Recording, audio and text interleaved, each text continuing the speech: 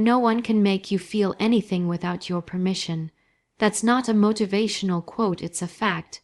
We live in a culture that often talks about what he did to me, or how she made me feel, as if our internal world is just a reaction to everyone else's behavior.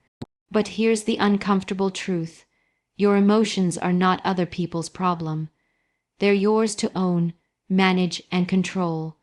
When someone cuts you off in traffic, disrespects you in a meeting, or speaks to you in a condescending tone, they are showing you who they are.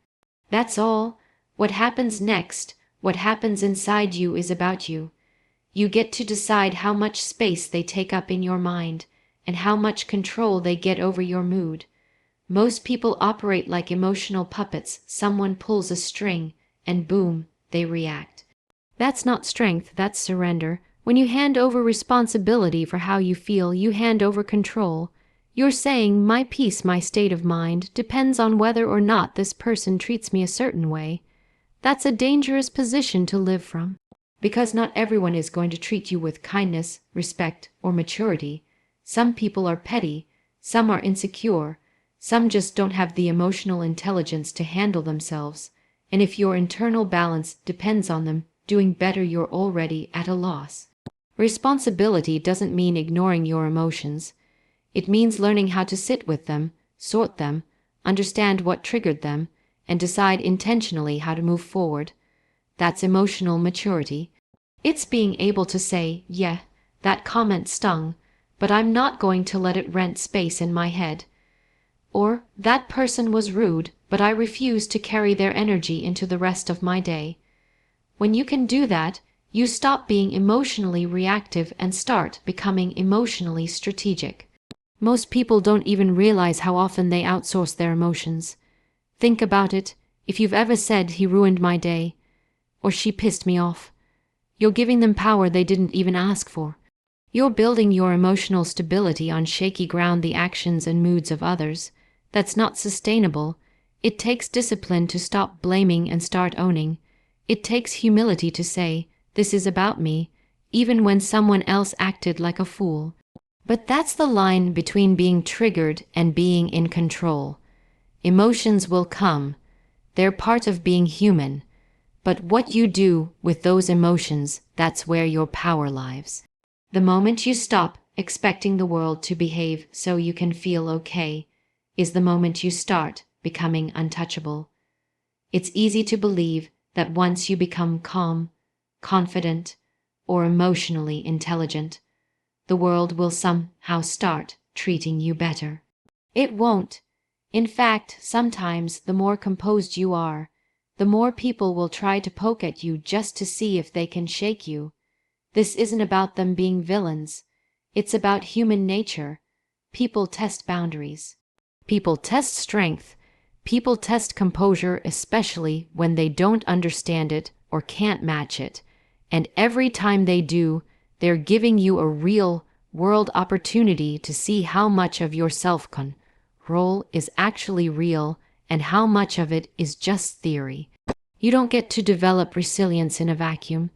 It doesn't come from reading books, repeating affirmations, or meditating in silence while the world behaves. It comes from getting out there and staying calm when someone disrespects you, from keeping your tone steady when someone tries to bait you into an argument, from not flinching when someone tries to press your buttons just to watch what happens. Every one of those moments is training. It's not personal, it's pressure, and pressure, when used correctly, builds capacity. You'll meet people who interrupt you, people who undermine you in public, people who pretend not to hear your voice until you raise it, then call you emotional for doing so. These people exist in every environment, in families, at work, in social circles. You can't eliminate them. What you can do is let them reveal how solid your foundation really is. You say you're grounded, great. Can you stay grounded when you're being dismissed? Can you hold the line without raising your voice? Can you look someone in the eye while they challenge you and still stay steady? These moments aren't threats to your peace, they're proving grounds. You only find out what you're made of when something tries to shake you. And if you never get tested, you never get better. Every test is a mirror, not of them, but of you. Did you react? Did you retaliate? Did you feel the need to prove something? Or were you able to observe without absorbing? Some people get angry about being tested. They see it as disrespect, but the truth is, it's feedback. It shows you where you still get triggered, where you still feel insecure, where you still want control.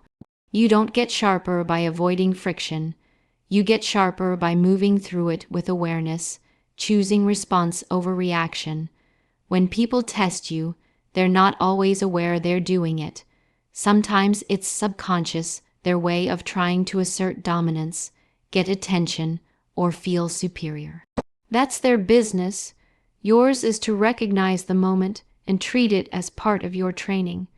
Because if your strength only exists when everything is easy, it's not strength, it's convenience. You find out who you are not when things are calm, but when someone tries to provoke you and fails. That's how you build emotional armor. That's how you build presence. That's how you build authority without ever raising your voice. Silence makes people uncomfortable. That's why most can't sit in it. They rush to fill every pause, explain every move, defend every opinion, react to every jab. But when you master silence not as avoidance, but as discipline, it becomes one of your most effective tools in human interaction. Not speaking doesn't mean you're weak. It often means you're thinking. And in a world full of noise, people who know when not to talk tend to hold the most power. When someone insults you, provokes you, or tries to get a rise out of you, they're usually expecting one thing, a reaction.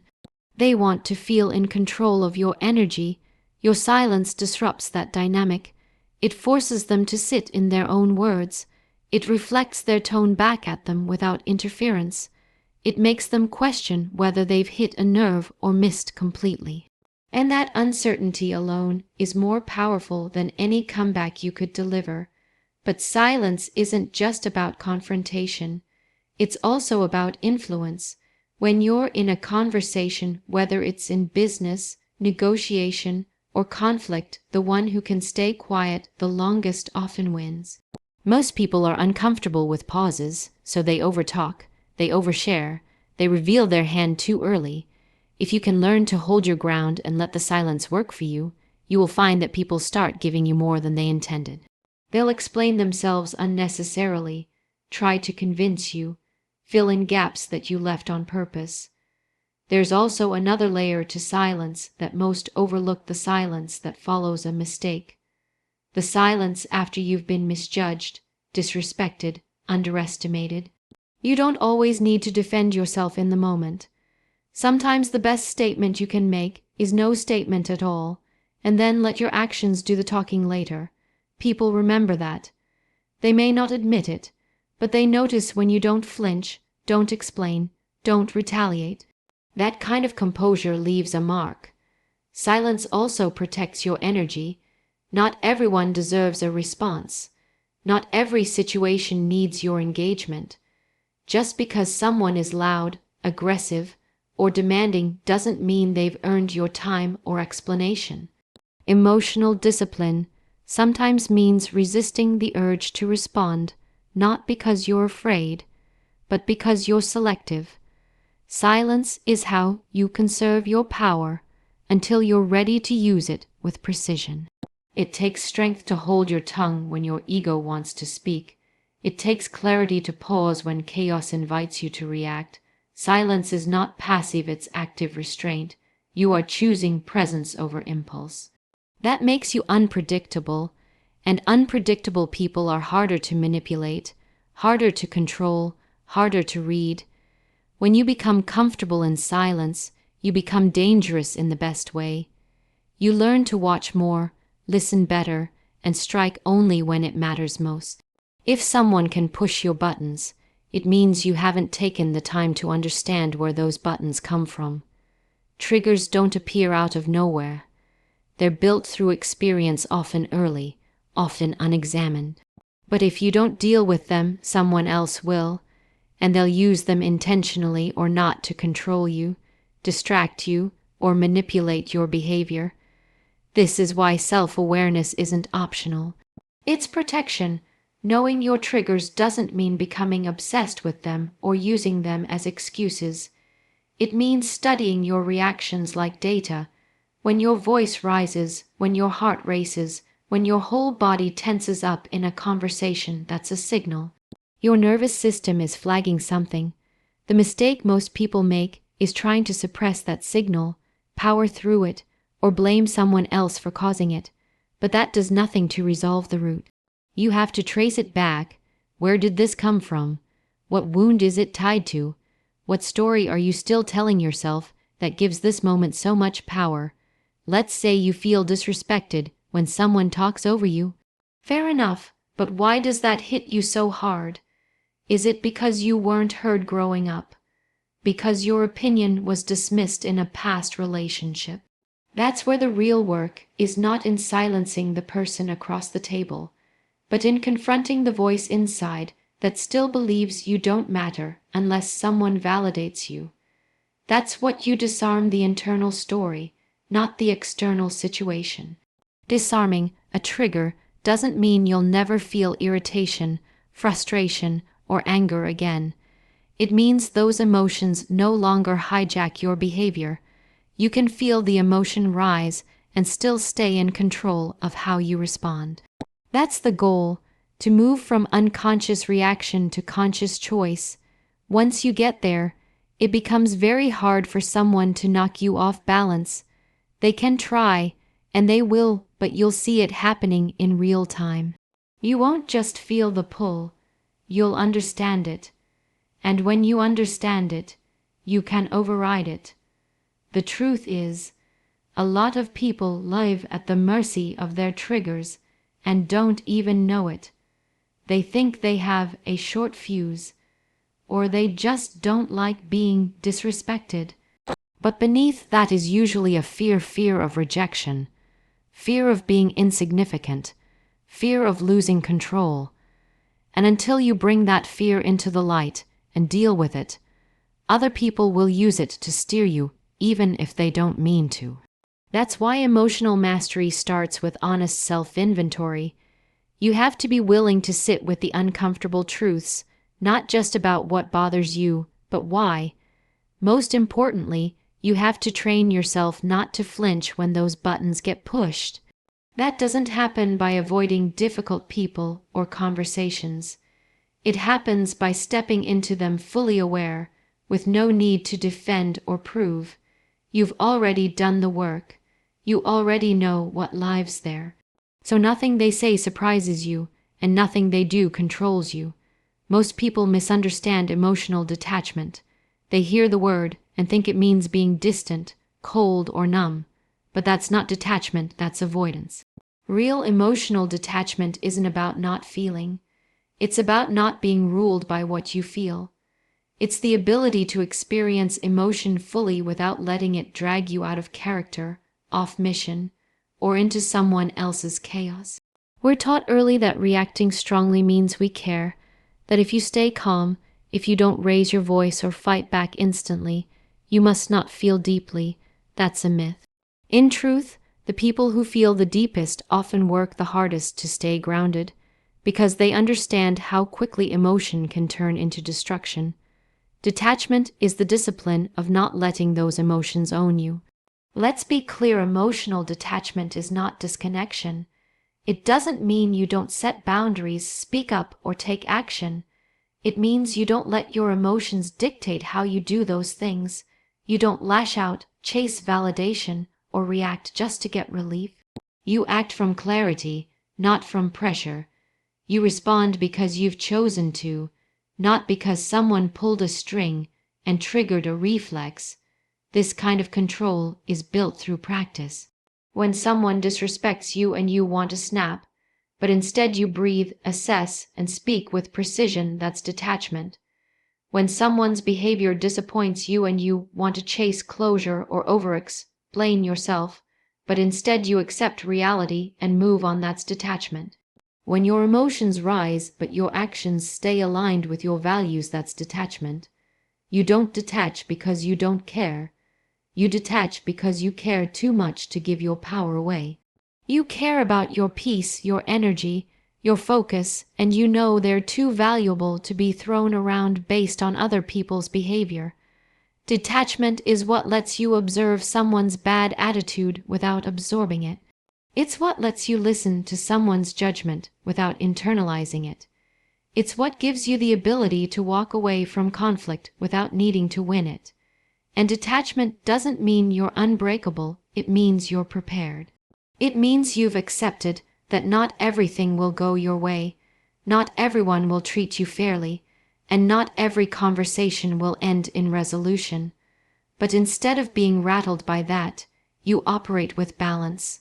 You stay calm in chaos, you stay grounded in disagreement, you hold your line without needing to shout. This is what separates people who react from people who lead. Leaders in life, in business, in relationships understand that emotional detachment is not about caring less. It's about seeing more clearly. It's about creating just enough space between stimulus and response that you can choose something better than instinct. And that space, once you learn to hold it, becomes your greatest source of strength. We've been conditioned to associate strength with volume-raised voices, dominating energy, aggressive posturing.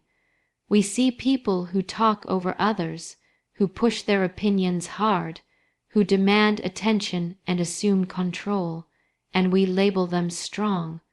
But real strength doesn't need to shout. Real strength doesn't need to prove itself. Real strength is silent, steady, and deeply rooted. It's not about how loud you are. It's about how unshakable you remain when everything around you is trying to knock you off center. Loudness is often insecurity in disguise. People yell when they feel unheard. They interrupt when they feel ignored. They assert force when they don't trust their presence to speak for itself. Strength that has to be broadcast isn't strength, it's performance.